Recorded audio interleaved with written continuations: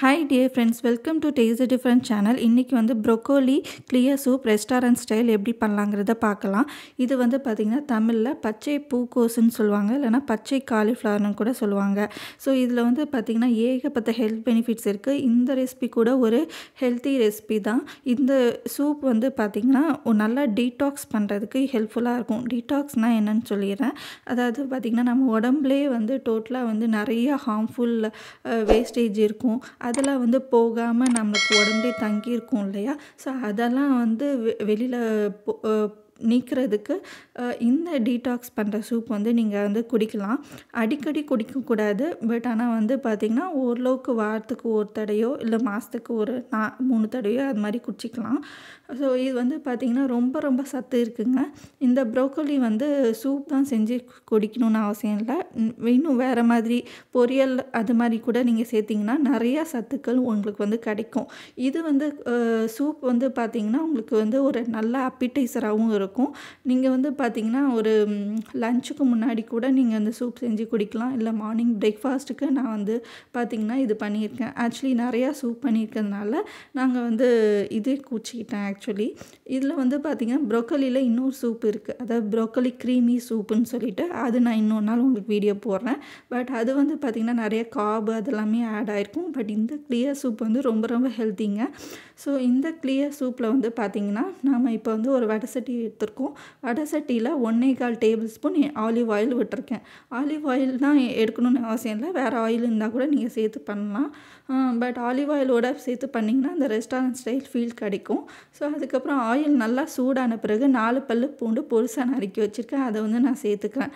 அது கூட பார்த்திங்கன்னா ஒரு பூண்டு வந்து லைட்டாக டிரான்ஸ்லூசன்ட் அந்த இது மாறும் இல்லையா, ப்ரௌனிஷ் ஆகணும்னு அவசியம் இல்லை, லைட்டாக வந்து ஃப்ரை ஆனால் போதும். அதுக்கப்புறம் வந்து பார்த்திங்கன்னா ஒரு அரை வெங்காயம், பெரிய வெங்காயம், அதுவும் பொடிசாக நறுக்கி வச்சுக்கேன், அதையும் நம்ம சேர்த்துட்டு நல்லா வந்து வதக்கி விடணும். இதுவும் வந்து ப்ரௌனிஷ் ஆகக்கூடாது. கண்ணாடி பதம் அதாவது கண்ணாடி பதம் வர வரைக்கும் நம்ம வந்து வதக்கி எடுத்துக்கலாம்.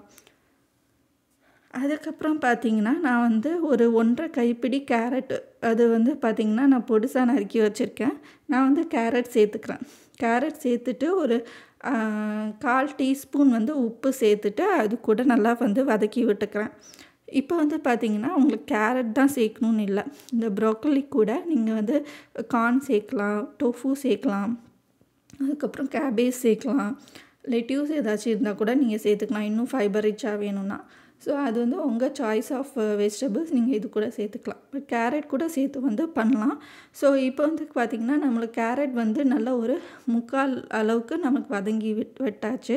அதுக்கப்புறம் நான் ஒரு மீடியம் சைஸ் ப்ரோக்கோலி வந்து நிறைய வந்து ஆட் பண்ணியிருக்கேன்.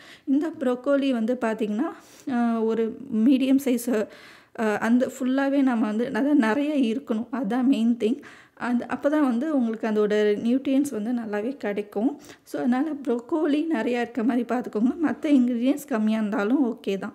ஸோ இதை சேர்த்துட்டு ஒரு 3/4 டீஸ்பூன் உப்பு சேர்த்துக்கலாம். உப்பு சேர்த்துட்டு இதையும் வந்து வதக்கி எடுத்துக்கலாம்.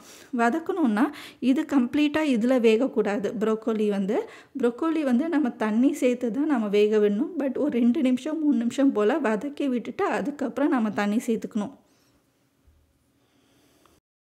இப்போ வந்து நான் காய் மூழ்கிற அளவு தான் தண்ணி சேர்க்குறேங்க. உங்களுக்கு வந்து பார்த்திங்கன்னா நான் இன்னும் கொஞ்சம் சூப் கன்சிஸ்டன்ட் ஜாஸ்தியாக வேணும் அப்படின்னு நினச்சிங்கன்னா இன்னும் ஒரு கப் கூட எக்ஸ்ட்ராவாக சேர்க்கலாம். நான் வந்து டோட்டலி வந்து 5 கப்பு தண்ணி வந்து சேர்த்துருக்கேன். இதுக்கு வந்து பார்த்திங்கன்னா இன்னொரு 3/4 டீஸ்பூன் உப்பு வந்து இப்போ சேர்த்துக்கிறேன். நம்ம தண்ணி சேர்த்துருக்கோம் இல்லையா, தண்ணியில் வந்து உங்களுக்கு உப்பு கம்மியாக தான் இருக்கும், அதனால் திரும்ப ஒரு 3/4 டீஸ்பூன் நான் வந்து சேர்த்துருக்கேன். ஸோ இப்போ வந்து இதை நல்லா மிக்ஸ் பண்ணி விட்டுட்டு நல்லா ஒரு 10 நிமிஷம் வந்து வேக விட்டுக்கலாம். இதுக்கு வந்து நான் க்ளோஸ் குக்கிங் பண்ண போகிறது கிடையாது.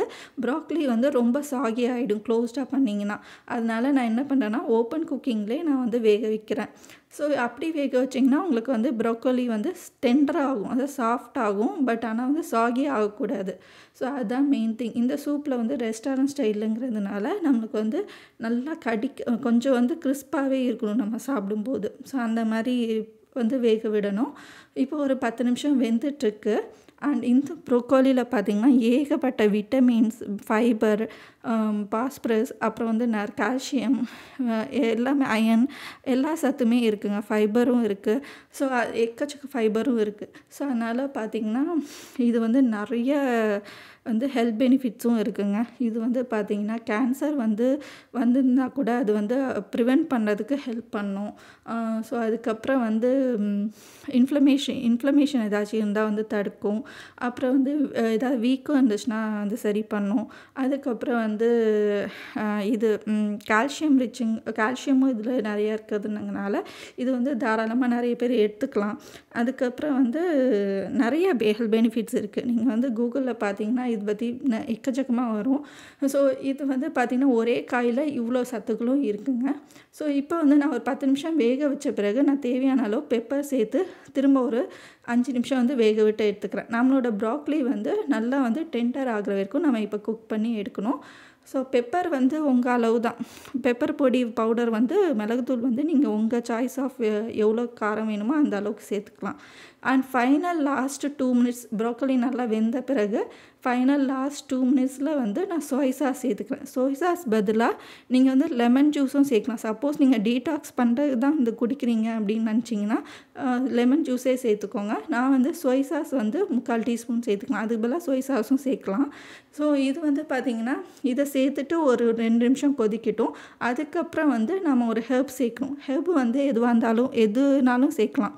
அதாவது பார்த்திங்கன்னா ஸ்ப்ரிங் ஆனியன்ஸ் இருந்தால் பெஸ்ட்டு சாய்ஸு. பட் ஆனால் ஸ்ப்ரிங் ஆனியன்ஸ் இல்லைன்னா கூட நீங்கள் கொத்தமல்லி இல்லைன்னா வந்து தைமு, ரோஸ்மேரி அது மாதிரி ஃப்ரெஷ் லீவ்ஸ் கிடச்சதுனாலும் நீங்கள் கட் பண்ணி இதில் வந்து சேர்த்துக்கலாம். இப்போ வந்து நம்ம ப்ரோக்கலியும் கரெக்டாக வெந்துச்சுங்க. சூப்பராக நம்மளோட சூப் வந்து ரெடி ஆயிடுச்சு.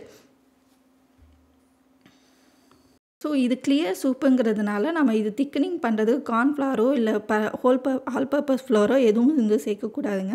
கிளியர் சூப்னால் வெறும் தண்ணியில் தான் பண்ணணும். சில இதுக்கு வேணால், சில கிளியர் சூப் காம்பினேஷனுக்கு வேணால் நீங்கள் வந்து வெஜிடபிள் ப்ராத் சேர்க்கலாம். பட் இதுவே வெஜிடபிள்ஸ் தான். இதுவே வந்து உங்களுக்கு ப்ராத் மாதிரி தான் டேஸ்ட் வரும். சூப்பராக இருக்கும். அண்ட் ஃபைனலி நான் வந்து இன்னும் கொஞ்சம் காரத்துக்கு மிளகுத்தூள் வந்து சேர்த்து போட்டுக்கிறேன். ஆனால் சூப்பர் சுவையாக இருந்துச்சுங்க. அப்படியே அந்த ரெஸ்டாரண்ட்டில் கொடுக்குற அந்த ஃபீல் இருந்தது. கண்டிப்பாக நீங்கள் இது வந்து ட்ரை பண்ணி எனக்கு கமெண்ட் பண்ணுங்கள். உங்களுக்கு கண்டிப்பாக இந்த சூப் பிடிக்கும். அண்டு சூப் வந்து நிறைய எடுத்துக்கிறது ரொம்ப ரொம்ப ஹெல்த் பெனிஃபிட்ஸும் இருக்குங்க. கண்டிப்பாக ட்ரை பண்ணி கமெண்ட் பண்ணுங்கள். அண்ட் மறக்காமல் ஒரு சப்ஸ்கிரிப்ஷன் கொடுத்துட்டு இந்த வீடியோ ஃபுல்லாக பாருங்கள். அது எனக்கு ரொம்பவே ஹெல்ப்ஃபுல்லாக இருக்கும். And thank you. இன்னொரு வீடியோவில் பார்க்கலாம்.